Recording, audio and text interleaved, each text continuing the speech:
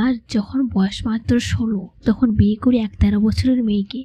বাবা মার হেঁচেতে বিয়ে হয়েছিল আমাদের। নিজের লুঙ্গি সামনে রাখতে পারতাম না, রাতে ঘুমালে ঘেঁটু দিতাম। অথচ আমি চেষ্টা করতাম ছোট্ট বউটাকে শাড়ি পরিয়ে দিতে। নিজেই পেতাম না পকেট খরচের টাকা, অথচ বউয়ের জন্য আচার কিনতে হতো। খুব সুন্দর ছিল দিনগুলো। ভালোবাসা যেন অজান্তে তৈরি হয়ে গেল মনের ভেতর। প্রথম কেউ বলতে শিখেছিল আমার জীবন। সে ছিল খুব ছোট্ট, হাসতো খেলতো। বাবা মা তার কাণ্ড দেখে হাসতেন, আমিও হাসতেন। এই ভাবে যে এটাই আমার বউ, ছোট্ট মিষ্টি শোনাবো। সারাদিন হুল্লোটা থেকে যখন রাতে সে বলতো মাথা ব্যথা করছে, মাথা টিপে দিতাম, পায়েও টিপে দিতাম। আমার বউ তো, আমি তো তার সব।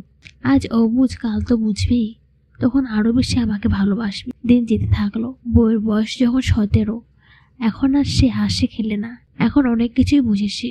শ্বশুর বাড়িতে গেলে একাকী থাকতাম আমি। সে আমায় বলতো, তুমি আমার সাথে বেরোবে না, আমার লজ্জা করে। আমি কিছু বলতাম না, কষ্ট লুকিয়ে রাখতাম। আসার সময় বায়না ধরতো তাকে দেখে যেতে, রেখে আসতাম। বাড়ি এসে প্রতিদিন ফোন করতাম তাকে, প্রতিটি করে ওটিম থাকতো। মেসেজগুলো উত্তর না পেয়ে লজ্জায় আর মেসেজ করতাম না। 3 মাস পর যখন শ্বশুর বাড়িতে যেতাম, বইয়ের প্রথম বাক্য ছিল 3 দিন থেকে চলে যাব।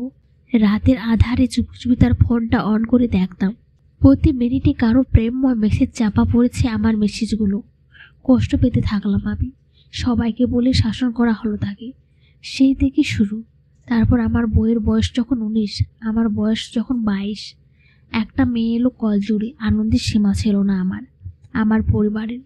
তারপর মেয়ের বয়স যখন মাত্র 6 মাস, আধো আধো 2-1টা শব্দে ডাকে আমার মেয়ে। যখনই বাবা বলে ডাক দিত, কলেজে যেন ঠান্ডা হয়ে যেত আমার। বউ তখন অন্য দুনিয়া নিয়ে ব্যস্ত। তখনও ফোনে কথা বলতো, বুঝতাম। আমি প্রতি দুর্ব্যবহার সেটাই প্রমাণ করে দিত, কিন্তু মেয়ের কথা ভেবে কিছু বলতাম না। তারপর এলো সেই দিন, যেদিন আমি কেঁদেছিলাম। স্বামী হয়ে তার 2 পা জড়িয়ে ধরেছিলাম, ভিক্ষে চেয়েছিলাম। মেয়ের মা ডাকা অধিকার, কিন্তু সে আমাকে ত্যাগ করে চলে গেল। 3টা 38 সই করলাম ডিভোর্স পেপার। সে নতুন ভালোবাসার মানুষ নিয়ে চলে গেল অনেক দূরে। মা হারা হলো আমার মেয়েটা। আমার মেয়ের বয়স যখন 10 বছর, নিজ হাতে তাকে আমি শাড়ি পরিয়েতাম।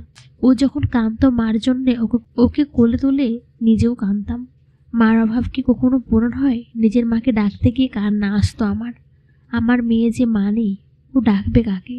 রান্না করতাম, সাজিয়ে দিতাম নিজে। আমি আর মেয়ে, এই আমার দুনিয়া, এই আমার পৃথিবী।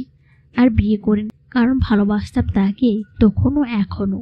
মেয়ের বিয়ের কথা চলছে, আমি আবার একা হয়ে যাব। মেয়ের অনিচ্ছ সত্ত্বেও ওর মাকে খবর দিয়েছি, কাল এসেছে সে। অনেকদিন পর দেখলাম তাকে।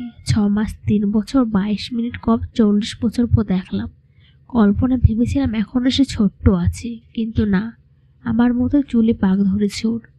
2টো ছেলের মা আজও। আমি সেদিন ভালোবাসার কাছে হার মেনে জিজ্ঞেস করেছিলাম, কেমন আছো? আজও কি তোমার মাথা পা ব্যথা করে? সে শুধু মাথা নেড়েছিল। কি বুঝিয়েছে তা দেখতে পাইনি, কারণ চোখ দুটো তখন জ্বলে ভেজা ছিল। তাছাড়া বয়স তো আর আগের মতো নেই। কিন্তু আমার মেয়ে দেখা করেনি ওর সাথে।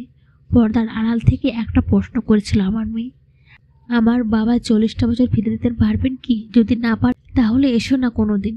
আমার বাবা, আমার মা। আমি প্রাউড ফিল করি বাবা ডেকে। আপনাকে মা ডাকার কোনো ইচ্ছে নেই আমার।